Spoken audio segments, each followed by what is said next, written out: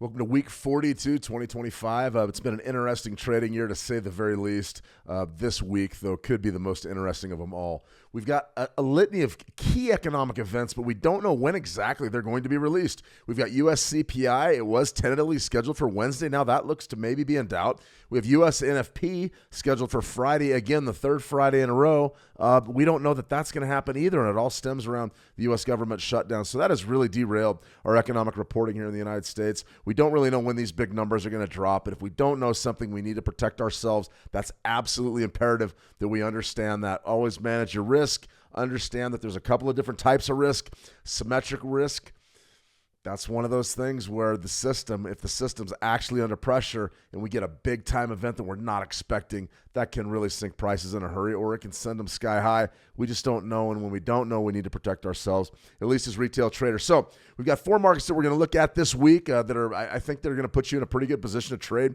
At least this is what's on my radar: the Australian dollar, US dollar, the NZD CAD, the Kiwi CAD, and then also gold and silver. Gold and silver absolutely have broken above natural topside resistance, and they're trending to we don't know. We have no idea how high these are going to go, but they are really exploding past $4,000 for gold and also $50 for silver. So Australian dollar, US dollar, Kiwi CAD. Let's go ahead and start there on the Forex, show you a few levels that I'll be looking at for this week, and potentially maybe give us an opportunity to trade probably in another day or so.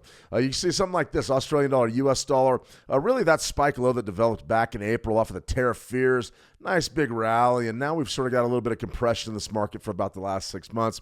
Nice spike high last month, in September, that came across the board right up around 67-ish. And now we're looking at a Fibonacci retracement down there right around 64. So that 64 zone, we are in a position where potentially we could get that bid. We're trading about 65.18 right now as we make this video, but I really believe we probably have a pretty good chance maybe to grab that 64, maybe 64.09, 64 and a quarter. Really depends on how aggressive you want to be, but right in that area is probably has a very, very good shot of being a weekly low. So I'm watching that 64 zone relatively closely. I like the bid from that area. You'll notice that we have rejected. This is a monthly chart. We have rejected that 13-month EMA, which is down there about 64.86. So that 65 area is holding up right now. There is sort of a little bit of a void here. I think that if you do trade beneath that EMA, that 13-period EMA, and take out 65, you could be in a free fall down there to maybe 64.04 or somewhere in that vicinity. Something to think about there if you are trading the Australian dollar, US dollar. Kiwi CAD. Now, the Kiwi CAD is always an interesting pair. A lot of folks really like the Kiwi CAD. What you have to remember about the Canadian dollar at all times is to monitor crude oil pricing. Right now, we've got some bearish action creeping into the crude oil market. We've got a stronger dollar right now. A little bit of a rebound in the dollar. What does that mean? It means that commodity prices typically come down. Unless it's precious metals, then that doesn't seem to be holding true at all. So what we're looking at here in the Kiwi CAD is a fantastic opportunity to diversify. 80-20-ish. I really love the back end of this golden zone. It's held up several real staunch attacks. 80-20, though, right around that 80 flat level. I think that's a fantastic support zone there for your Kiwi CAD. And these are long-term levels, but the reason why we're looking at monthly charts is because these support zones are relatively close to where price action is trading right now. And I always favor my macro levels: monthly, weekly, dailies, and then we get an intraday price action from there. Check out our live streams. We give you a lot of intraday price action. So that's a pretty good level right there, 80-20. I think 80 and a quarter, somewhere in that zone. We really should see a rebound off of that level. If we don't get one and we see price actually trade beneath 80, then we're probably going to fall away down there to about 79.35. You need to be very, very careful. If you're caught holding longs underneath 62% there, be careful. Oh, that's all I got to say. If you're holding longs underneath 80, maybe it goes your way, maybe it doesn't. But what I'm looking at right here is probably bidding on the top side of 80 until proven otherwise. I think that's a pretty good strategy for that Kiwi CAD. All right. This is a good look at our 920 EMA crossover, and I bring this chart up pretty much every day on the live streams.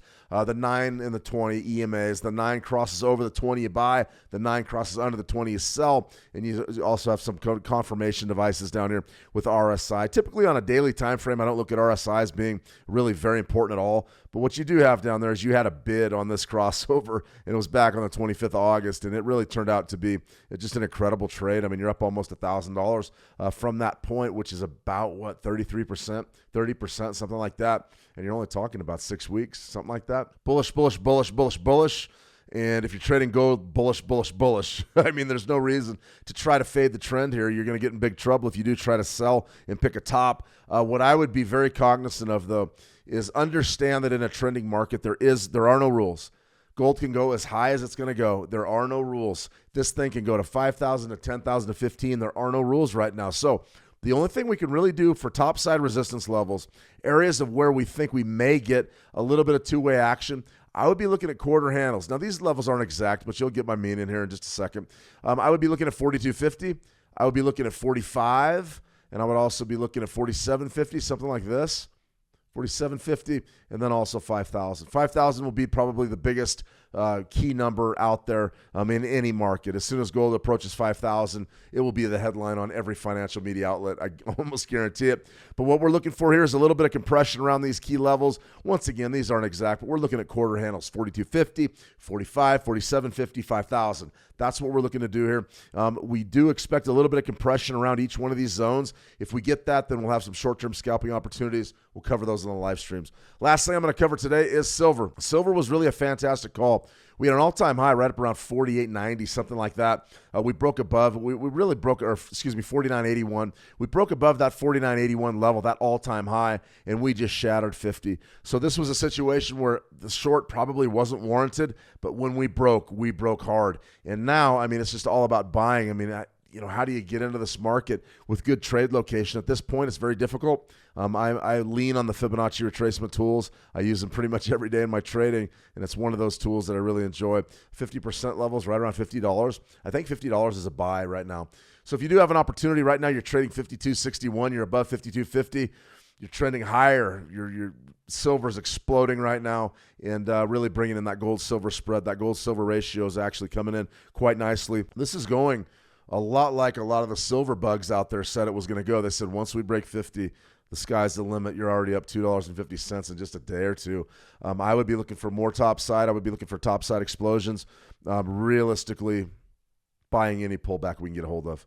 All right, guys, so that's sort of the approach there. We're looking at the Australian dollar USD this week. We're looking at the Kiwi CAD. We're looking at gold and silver. We're buying gold and silver on pullbacks. We're looking at the key levels here on gold, silver. We want to buy pullbacks, and then also the Kiwi CAD, beautiful downside support down at 80.20, and then the Australian dollar's got beautiful downside support right around 64. All right, guys, that's a wrap. That's week 42, 2025. If you have any questions at all, swing by the How to Trade Trading Room. Send me a PM. Also, don't miss our live webinar series on Thursday. We're going to be talking about the opening range breakout strategy. Until then, have a fantastic trading week. If you need anything, we're always here at Switch. Let us know. Get after it. Get some pips. We will see you on our next live stream.